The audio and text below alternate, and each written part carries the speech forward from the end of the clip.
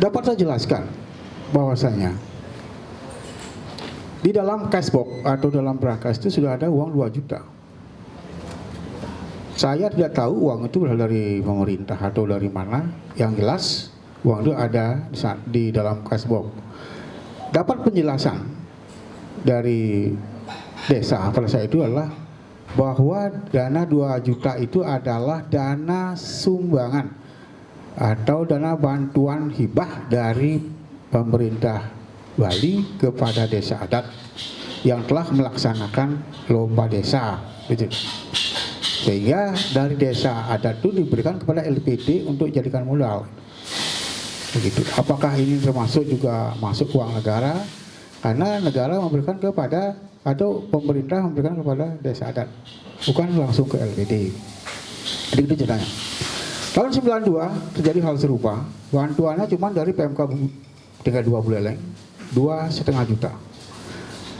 Bergulir seiring waktu, LPD menerima simpanan dari masyarakat dan penambahan modal sesuai dengan pemupukan dari laba dari tahun ke tahun. Seperti itu yang dilakukan, sehingga singkat cerita kami ada di penghujung tahun 2019.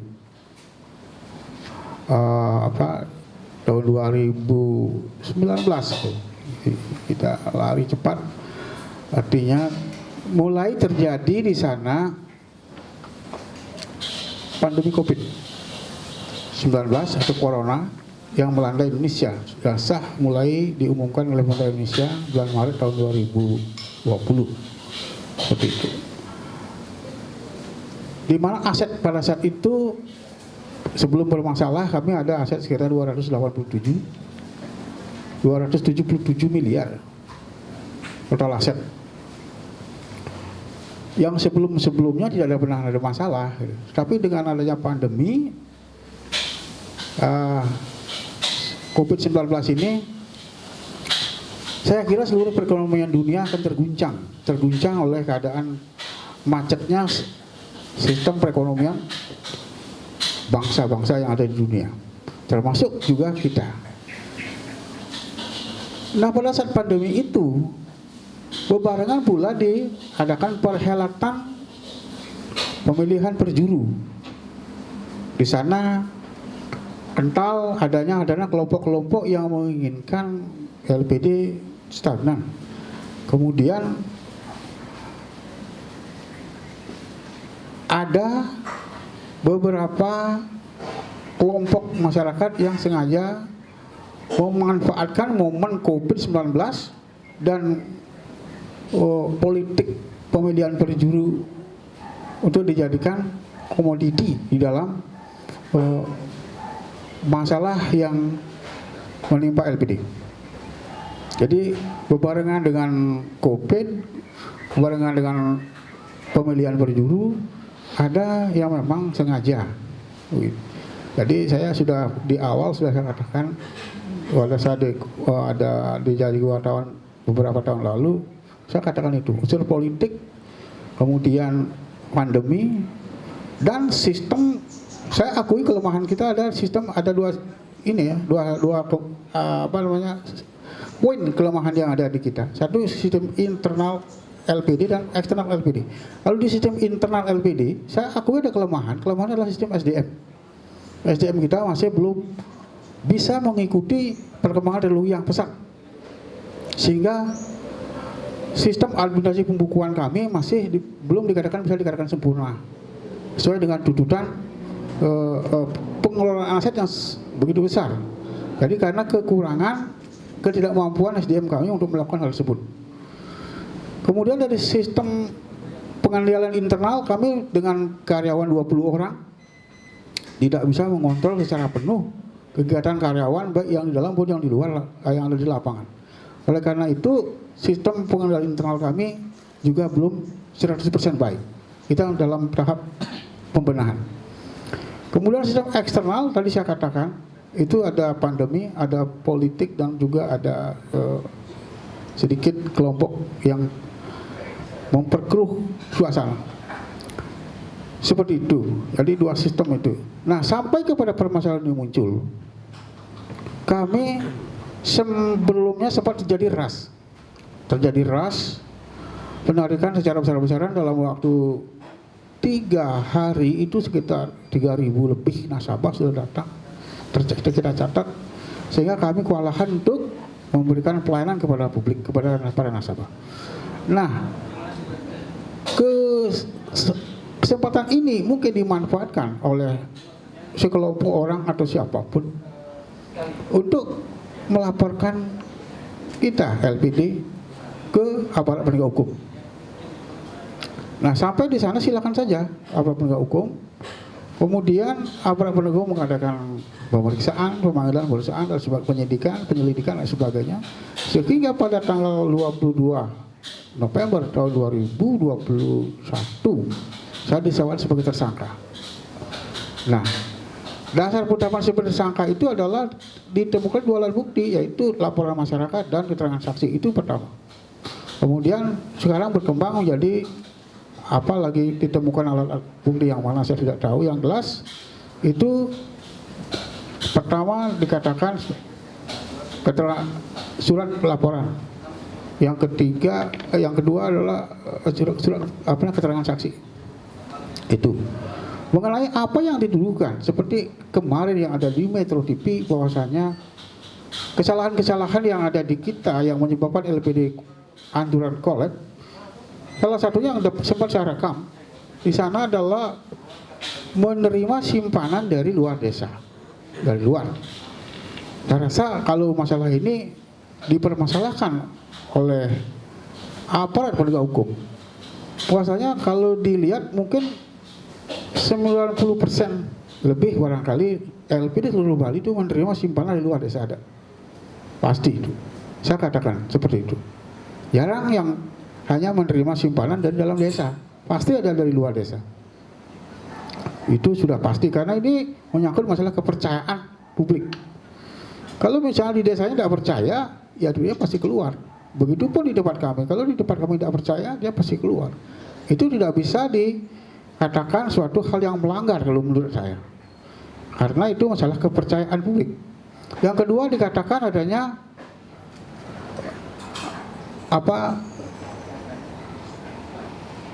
kredit fiktif gitu. Kami tidak ada kredit fiktif di sana. Artinya orang yang tercatat sebagai peminjam itu betul-betul peminjam.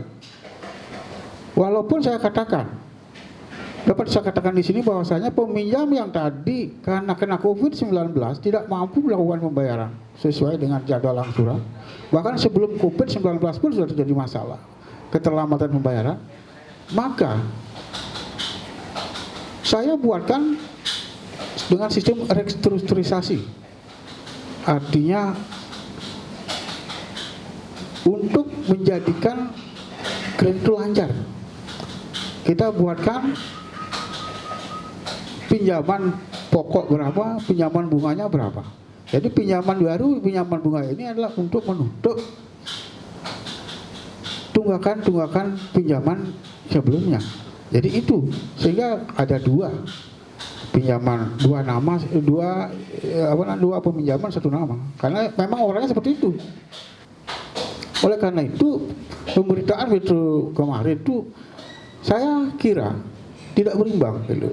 Oleh karena itu juga saya berharap kepada jaksa agar juga bisa menemukan hal ini dan membedah lebih jauh tentang sebuah transaksi akarnya bagaimana, sehingga transaksi itu muncul sebagai apa yang dituduhkan, padahal itu sangat tidak sesuai fakta. Oleh karena itu saya dengan ini menyatakan sangat berkeberatan dijadikan tersangka, karena saya faktanya kita sebagai orang Bali percaya dengan adanya hukum niskala gitu, hukum karma itu akan menjadi, nanti kita kaitkan dengan hukum karma. Saya tidak berani untuk berbuat hal-hal yang merugikan, baik itu material maupun non material yang berupa nama baik saya. Jadi mungkin itu yang ditemukan oleh penyidik, tetapi belum pernah dikonfirm ke saya selaku orang yang dituduhkan melakukan tindak pidana korupsi sudah menjadikan satu berita. Jadi seperti contoh misalnya, saya diberitakan punya aset di Makassar, punya aset di Lombok, padahal itu bullshit. Mana? Beliau dapat keterangan dari mana? Itu dari mana sumber apa namanya datanya? Itu sangat bohong berita itu tuh. Artinya tidak ada. Itu betul-betul tidak ada. Jadi saya berharap di kesempatan ini supaya ada perimbangan berita. Jangan jelek-jeleknya saja kita diangkat, kemudian kebaikan-kebaikan kita yang dari dulu seolah-olah itu diabaikan dan tidak pernah ada, padahal sudah dinikmati oleh banyak orang. Bisa saja apa yang telah LPD lakukan selama tahun 90 sampai sekarang itu adalah satu, ikut membangun sektor parahyangan di desa, membangun terikayangan, perbaikan pura dan sebagainya, tempat-tempat suci ibadah dan sebagainya, kita ikut nyumbang.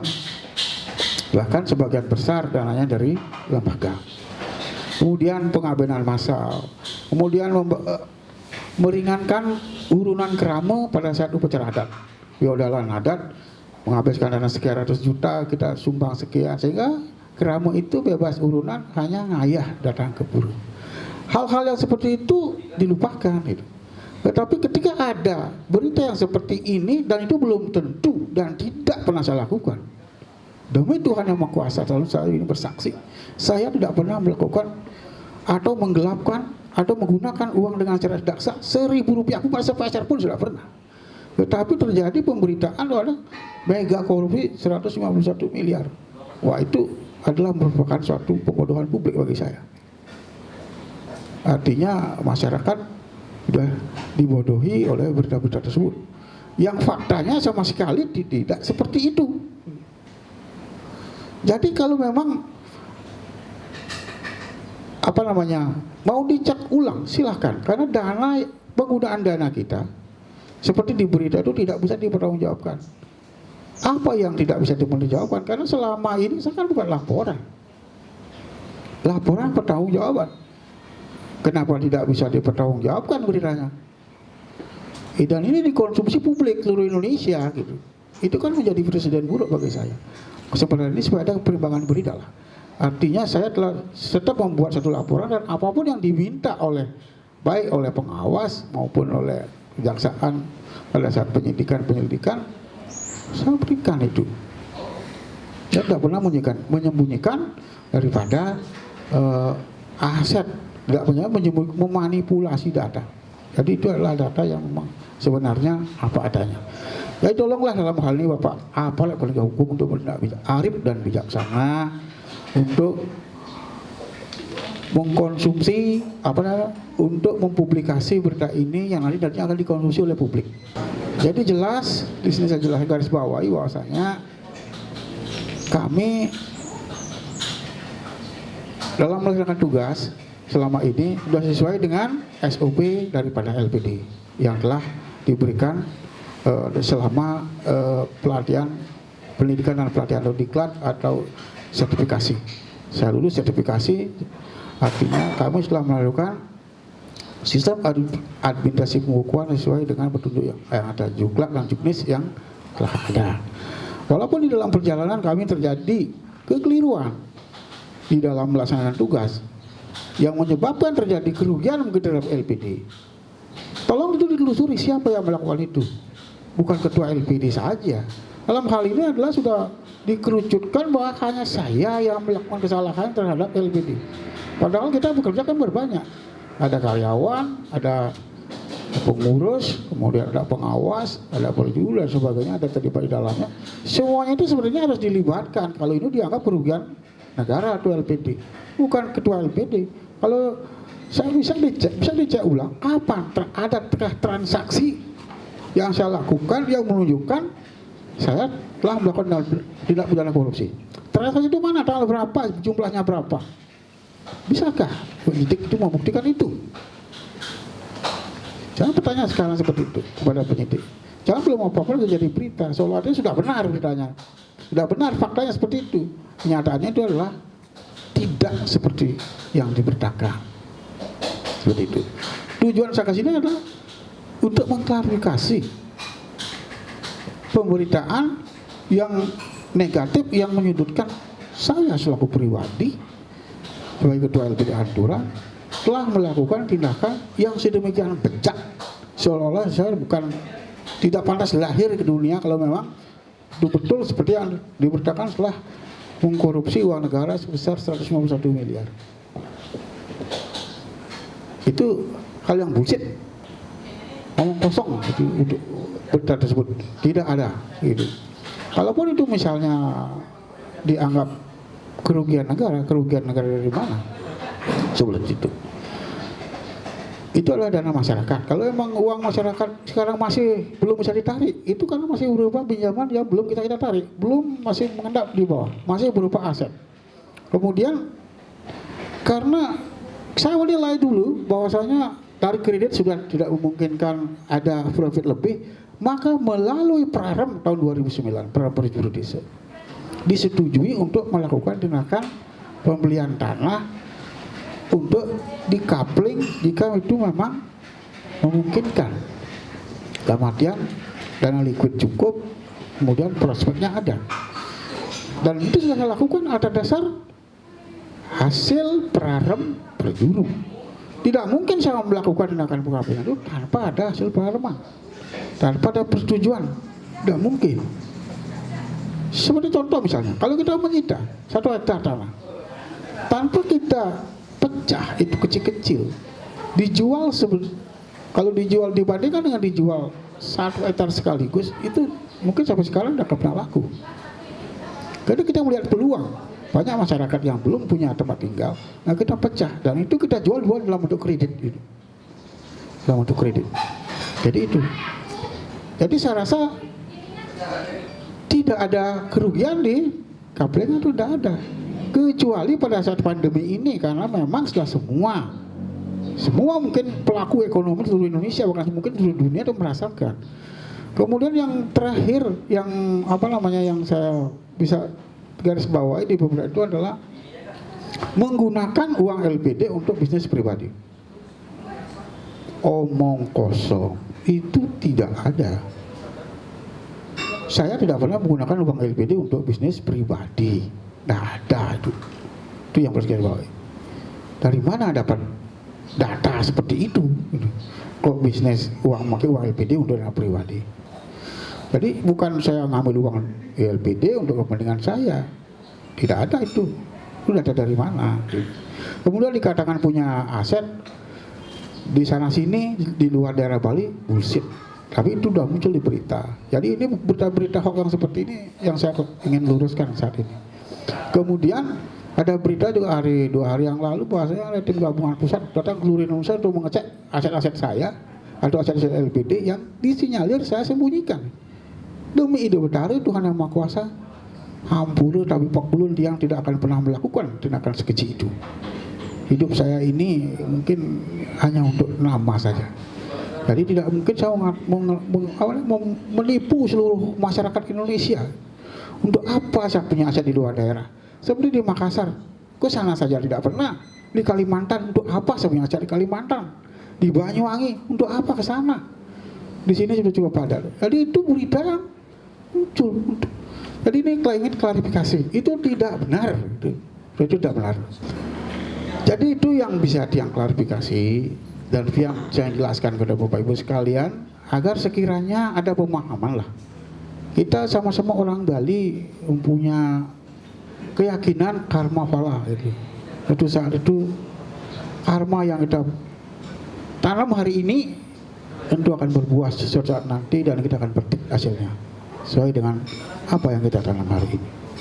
Oleh karena itu sebagai akhir kata dumugi ide sanya widi wase asum ketua nugraha rengira gesarang sami masyarakat Bali. Jadi semoga masalah ini menjadi pembelajaran dan ada hikmahnya yang baik untuk kita semua. Baik itu saya selaku pribadi, saya introspeksi diri dan siap berbenah.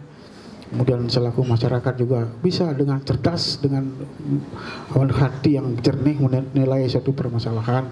Kemudian aparat penegak hukum juga bertindak arif dan bijaksana di dalam memutuskan satu perkara. Kemudian kalau memang saya salah, ayo kita diadili di pengadilan. Segera itu. Jangan ditunda, ini alasan nunggu ini nunggu itu. Kalau memang tidak, apapun yang terbaik dilakukan, itu yang kita tunggu dengan tujuan agar masyarakat bisa lega karena LPD sudah jalan. Gitu. Kalau seperti sekarang main blokir, semua diblokir, yang rugi kan masyarakat. Kita tidak bisa beroperasi sesuai dengan keinginan kita. Bagaikan istilah Balinya itu metegul tanpa tali. Disuruh kerja, tetapi tangan dan kaki terikat. Kita tidak bisa melakukan secara maksimal. Bagaimana kita dituntut untuk melaksanakan pelayanan yang baik kepada masyarakat. Jadi demikian yang bisa saya sampaikan Bapak Ibu sekalian. Kurang lebihnya dalam penyampaian ini, saya selaku pribadi dan lembaga mohon maaf yang sebesar-besarnya. Tujuan saya hanya untuk mencari kebaikan ke depan. Apa yang kira-kira yang terbaik yang bisa kita lakukan. Semoga semua pihak, baik itu aparat penegak hukum, masyarakat, para media dan sebagainya bisa memahami dan akhirnya nanti memberitakan sesuatu yang proporsional dan benar. Kemudian pada akhirnya nanti kita sebagai lembaga keuangan yang ada di Bali ini akan bisa berjalan ke baik dan memberikan manfaat yang baik kepada masyarakat Bali khususnya dan masyarakat luas pada umumnya. Jadi demikian yang bisa saya sampaikan. Terima kasih. Saya menilai apa yang disangkakan itu adalah tidak berdasar pada hukum. Pertama, hasil audit yang digunakan adalah hasil audit Inspektorat Kabupaten Buleleng.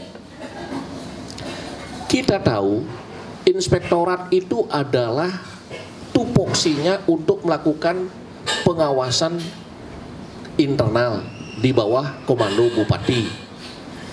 Kalau kita ngomong kerugian negara, lembaga yang memiliki kewenangan menyatakan kerugian negara berdasarkan undang-undang adalah BPK, dapat juga dilakukan oleh BPKP. Ya.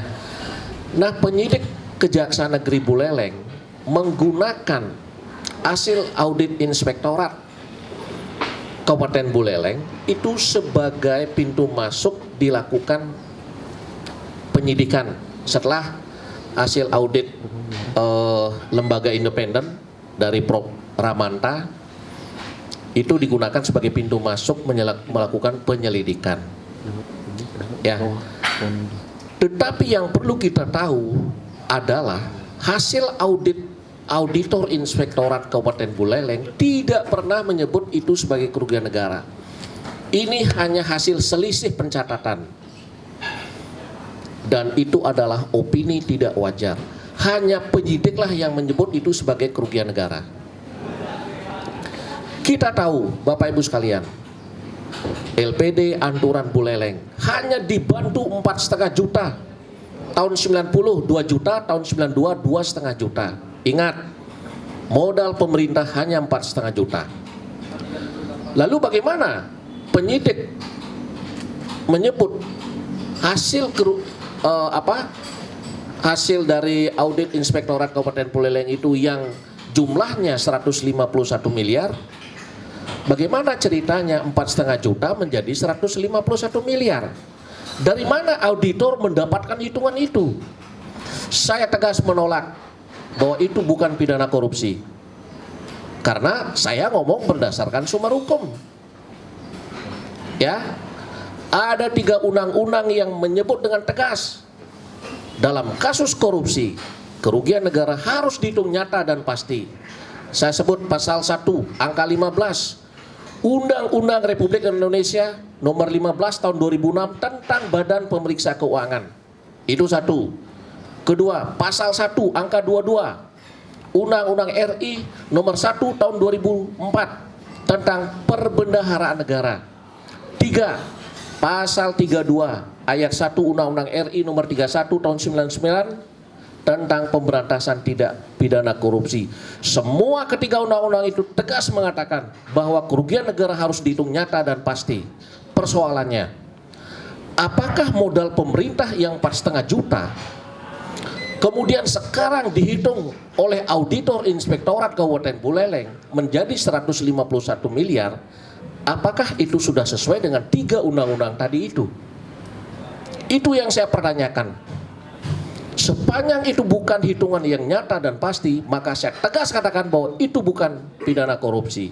Makanya saya selalu bilang, penyidik dalam hal ini bekerja mesti sesuai dengan undang-undang, mesti sesuai dengan aturan. Jangan karena merasa punya kewenangan, lalu ya paksa-paksa orang ditarik ke dalam kasus pidana korupsi.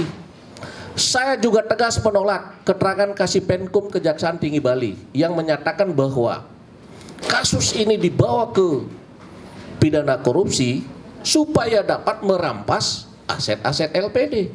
Karena kemudian nanti akan dikembalikan ke LPD. Itu nonsen, tidak mungkin. Kalau kerugian negara 151 disebut seperti itu, berarti semua barang rampasan itu kan dikembalikan untuk mengembalikan kerugian negara. Coba bayangkan, hanya modal 4,5 juta. Selebihnya ada tabungan, ada deposito dari masyarakat. Terkumpullah sekian ratus miliar. Kalau kemudian itu dibawa kepada negara, kan ini sesuatu yang proses penegakan hukum yang hancur-hancuran kan? Kan negara merampas, merampok uang rakyat jadinya. Makanya saya tegas mengatakan ini bukan pidana korupsi. Ya, bukan karena, jangan hanya dengan merasa dengan modal 4,5 juta lalu itu sudah disebut pidana korupsi. Oke, kalau di Bandung 4,5 juta, kita balikin aja 4,5 juta. Habis itu perkara, restoratif justice, habis itu perkara. Kan begitu. Itu yang saya maksud kenapa selama ini saya selalu menentang atau tidak setuju, selalu tidak sependapat bahwa kasus LPD dibawa ke pidana korupsi.